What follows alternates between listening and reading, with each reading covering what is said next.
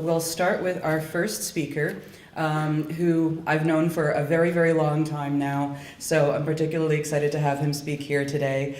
And his name is David Nickle. He's a journalist and author. His last book was Monstrous Affections, which came out from Chizine Publications, and his novel Utopia is also coming out from CZP in the spring. So anyway, give a warm welcome to our first speaker, Mr. David Nickle.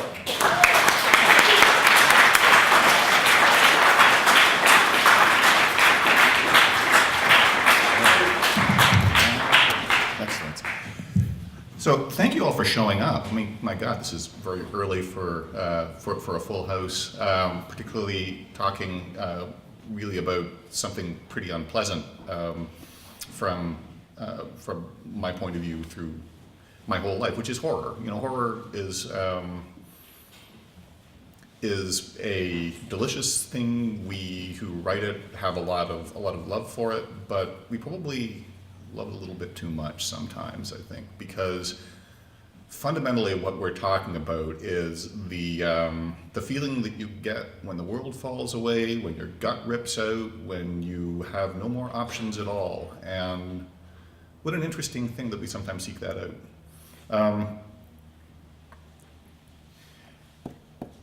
When I was a kid, I had a very interesting relationship with it.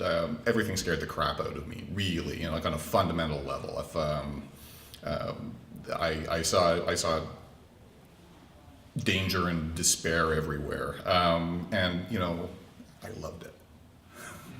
I loved that idea. I loved that little adrenal rush, but I didn't really have the stones to deal with it. I mean, I remember dark rides were one of my first sort of experiences of horror, because I had these cousins. So this is probably when I was 8 or 9, and I had these cousins, and they lived in London, Ontario, and they were these big passel of tall, blonde, strong young women who flinched at nothing.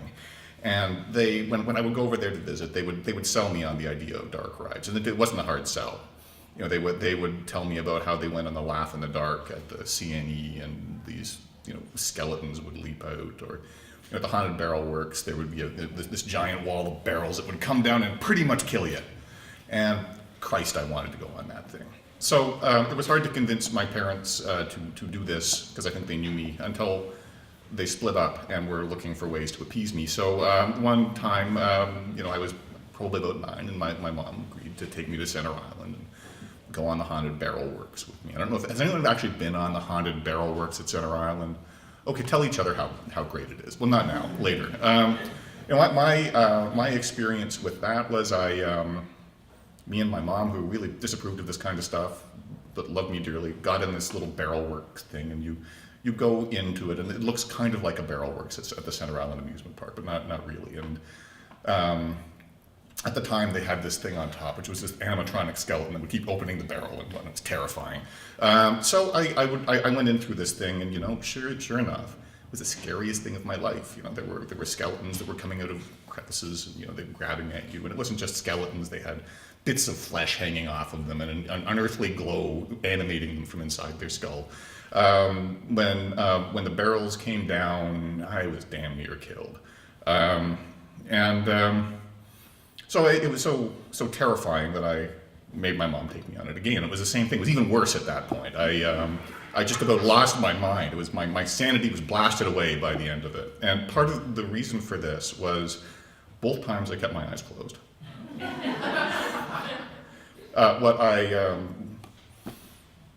Horror is a funny thing. One of the definitions that I've really taken to heart as I've been writing this stuff is Douglas Winter, anthologist and critic, who fundamentally said that the thing about horror is it's not a genre, it's an emotion. And that's always been a kind of a signpost for me when I think about it, when I think about writing it. The whole point of the game of these things is to evoke that emotion, to do everything that you can to bring it about. Just get that feeling, that awful dread, that moment of sympathetic despair. And they don't call science fiction sense of wonder fiction, even though that's a lot of what it's supposed to evoke. So why the hell do we call it horror fiction? Because this isn't a genre. But trouble is, it kind of is. in the marketplace. Most bookstores have had some manner of a horror section. The covers in that section kind of similar. There's in the heyday of horror, there were evil dolls and houses that were very gothic, and the cover was black or at the very best very deep purple of deadly twilight.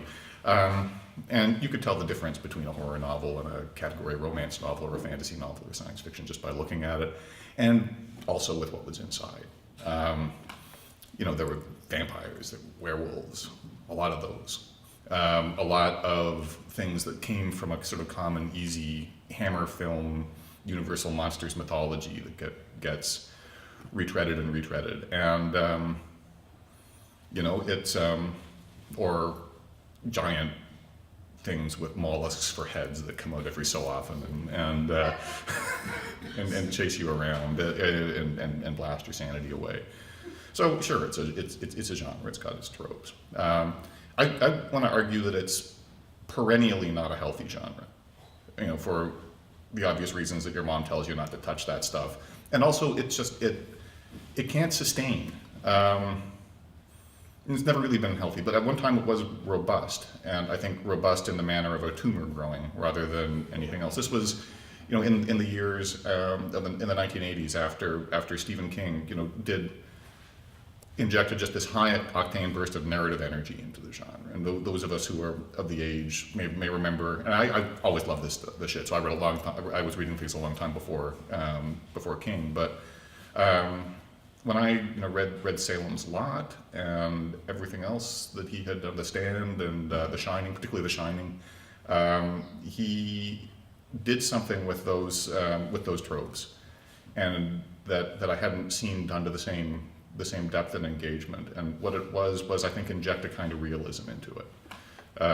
He would be taught, these books were about people very much like us. He understood about the sort of middle class reading public and was jacked into that. So it just engaged us. They were fine books. And so everybody thought that if we can just do this one simple goddamn thing, we'll be great. And so the genre came about, I think, in the way that we understand it now as a publishing category, as a serious publishing category. And some really fine people did some initial work in that and kept doing work in that.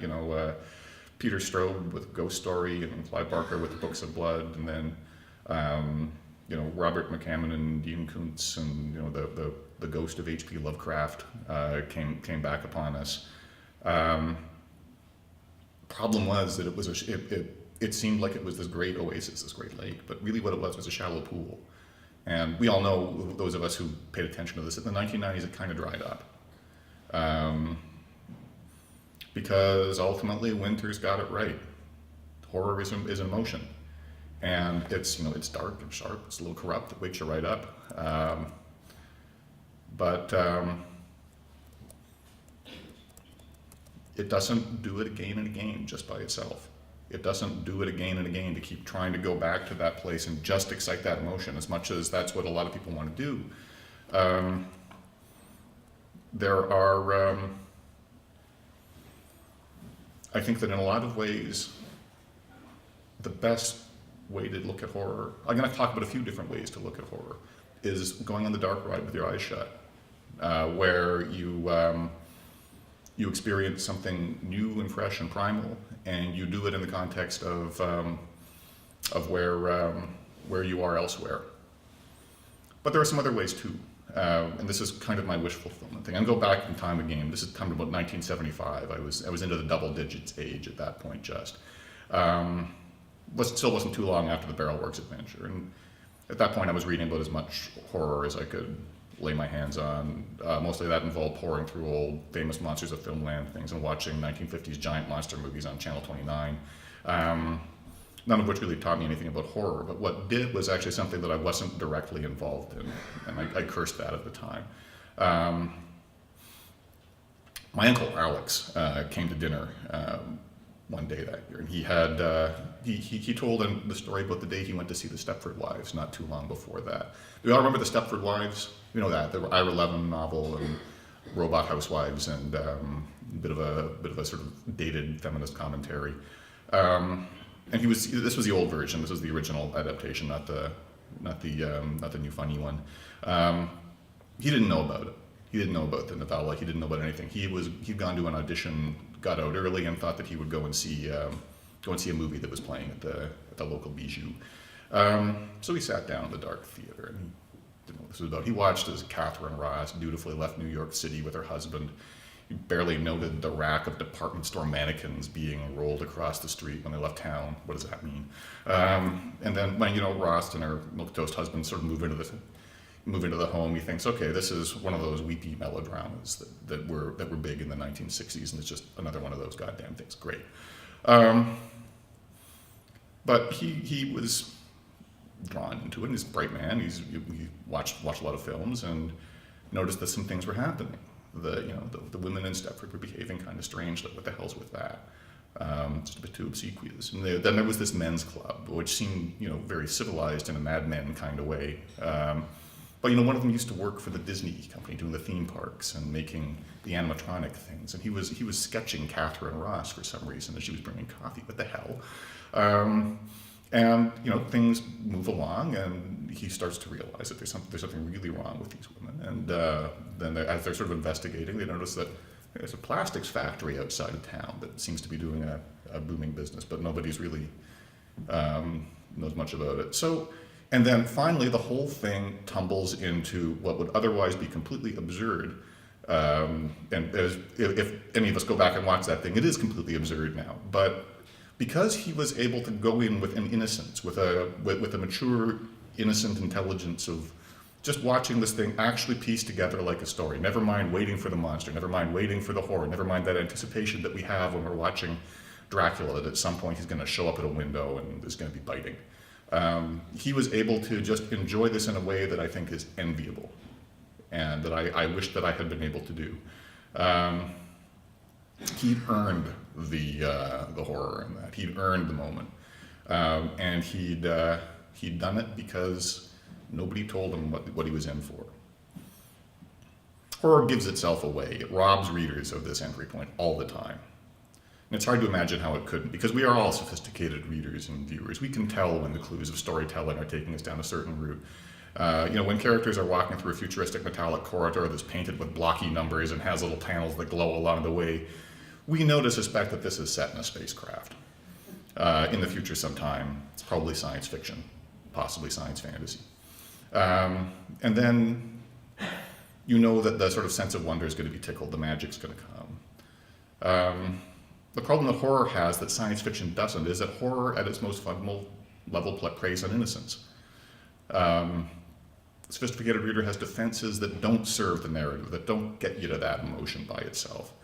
Good horror writers know how to do that anyway. King, Straub, Joe Lansdale, Joe Hill for that matter. They know how to take you on a seasoned reader away on that trip that ends in a very dark place. And it will affect the reader. It'll take the reader to a very, very close to that dark place that they found themselves in as a child. But the craft is working against the placement. When a novel or story is set up as a screamer, we know that there is something behind the door. We know that generally what that thing's going to look like, its capacities, and it's diminished by that. And then when we see that goddamn cover, black tinted and gothic with some crazy Paul and a knitting needle, who can blame a sophisticated reader for putting that shit down?